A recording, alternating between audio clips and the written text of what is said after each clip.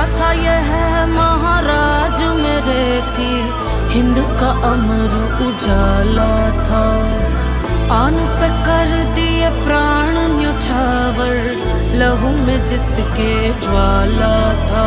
रणधीर वीर तूफान चीर मेरे छत्रपति महाराज संभाजी, भूले अतीत शत्रु अधीर जब चलते थे महाराज संभाजी। हर खंजर भर ज्वाला अंदर हवा से घोड़े उड़ते थे, मृत्यु करती तांडव रण में जब मर्द मराठा लड़ते थे। चिंगार सनातन की गूंजी और ध्वज केसरी लहरे थे, ढोर ढोर थे घोर घाव और लहू से लथपथ चेहरे थे। महाराज मेरे है छत्रपति महाराज संभाजी, रक्त रवानी रगों में ऐसी रण में तब से आग लगा दी। महाराज मेरे है छत्रपति महाराज संभाजी, रक्त रवानी रगों में ऐसी रण में तब से आग लगा दी। 60 किलो तलवार युद्ध में शस्त्र शास्त्र विद्वान खुद।